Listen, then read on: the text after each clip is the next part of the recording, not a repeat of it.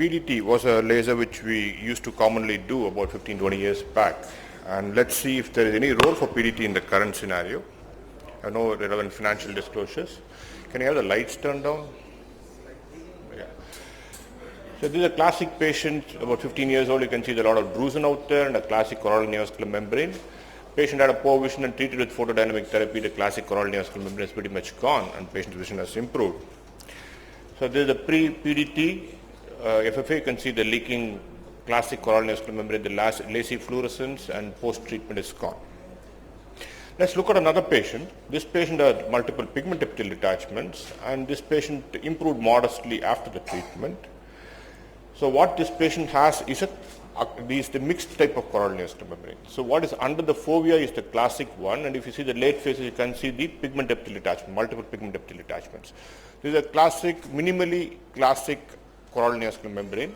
We had to define it like that because these are the ones which do not respond too well to PDT, and if you can see the post-PDT, the classic part is gone, the buccal part is there. So PDT had a very limited role, so it could only treat the classic CNM very well.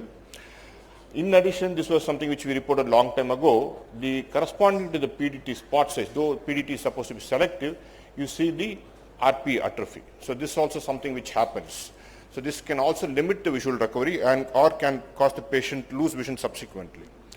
This slide I pulled out from around 15 years back. So what we could achieve was prevent severe visual loss or maintain moderate visual loss in 2/3 of the treated patients. That is what we could achieve in AMD. So one size did not fit all as well, and then came the treatment which was one size fitted all, which is the anti-VEGF.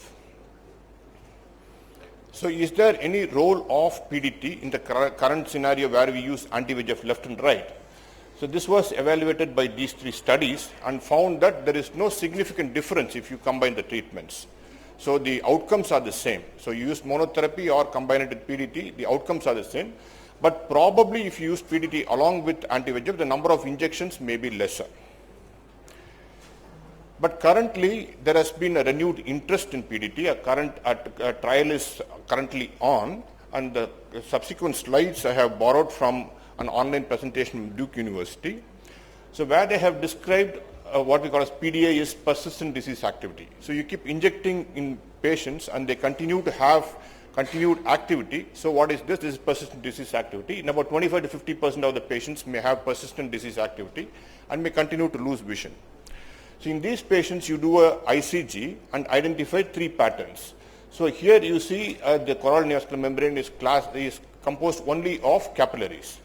And here you see a little thicker vessels, which is the arterioles, multiple arterial branches, and some amount capillaries. But here you see large, thick feeding arterioles. So these feeding arterioles, in the presence of which, these are the ones which continue to probably have persistent disease activity. Because if you see histopathologically, the vessels, the arterioles are composed of smooth muscles as well as perivascular fibrosis. This does not respond too well to anti-VEGF. In contrast, one which is composed of capillaries responds pretty well to anti-VEGF. So when you have this, the arterialization of the coronal neovascular membrane, these are the ones which probably respond suboptimally to anti-VEGF.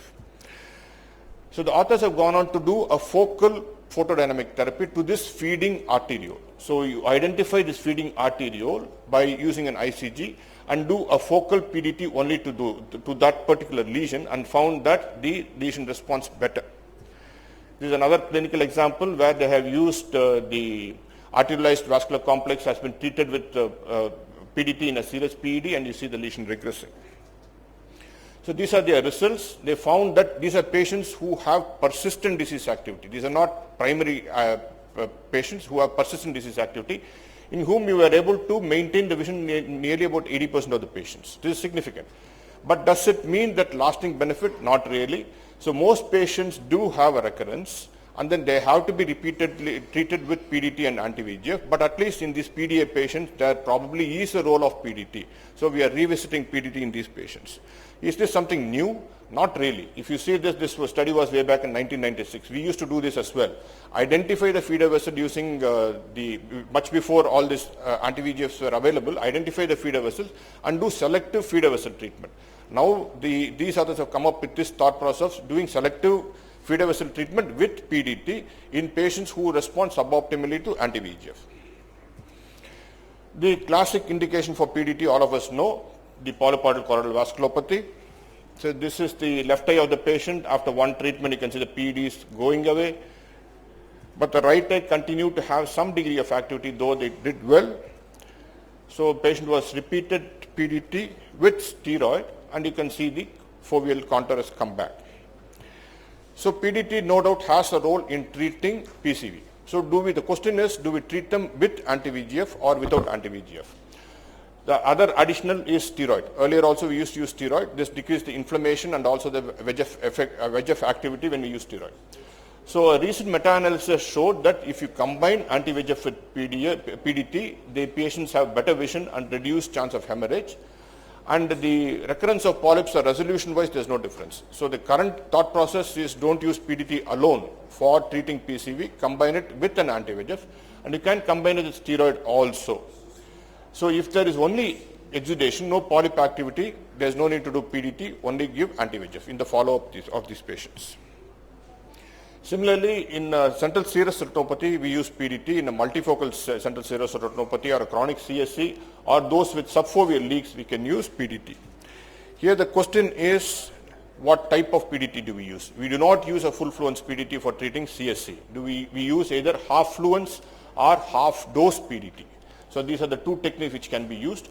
And the area to be treated in a multifocal CSC is to do an ICG, identify the areas of choroidal hyperpermeability and treat the whole area, not the only leak.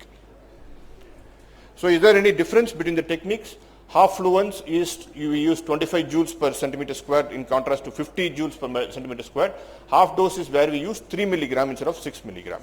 One study has compared them and found that half dose to be a better. Half dose of the verteporfin if you inject, it results in faster resolution of subretinal fluid and the effect also lasts longer in contrast to using a half fluence PDT. Other treatment options where we use PDT currently are the tumors. So solitary choroidal hemangioma we have treated and the lesion is kind of gone away. We can use it to treat a diffuse choroidal hemangioma also. You don't have to use such a big spot size or multiple spot size. Look at the thickest area and then treat it with PDT and the lesion does go away. And the techniques described are different. Here we use a full fluence PDT, we can use a bolus PDT where we inject and in about 2 minutes later you start the laser treatment in contrast to waiting for about 15 minutes. And it's not as though the PDT for choroidal hemangioma is without complications. When you treat lesions very close to the disc, there can be an unexplained loss of vision, probably because of choroidal non-perfusion or because of an anterior ischemic optic neuropathy. So this is something which we need to keep in mind and also tell the patient. Peripapillary retinal angioma can also be treated, and this is actually the only treatment option for treating these lesions. So it is a pre and post treatment. When they exude, you can treat them. Vasoproliferative tumor, which is a different form of an angiomatosis, which is usually an acquired form, can also be treated with PDT currently. And coming on to the last part of my presentation, we had recently this 32-year-old with subretinal hemorrhage and preretinal hemorrhage. We used the anti-VEGF and gas and displaced the hemorrhage and found that there was a mass lesion over the disc. So what we see here are the typical fluorescein caps. You see this fluorescein on the caps of this grape-like lesions. So what we are looking at is the cavernous hemangioma of the retina. So there is no described treatment option for this, like laser photocoagulation has been described, but we have treated this patient with photodynamic therapy because of the location and the fact that it resulted in bleeding and problems. And 2 weeks post PDT, you can see the lesion has regressed with the improvement in vision. So to summarize, PDT, as we all know, is definitely used in PCV, CSC, choroidal hemangioma, angiomatosis particularly of the disc.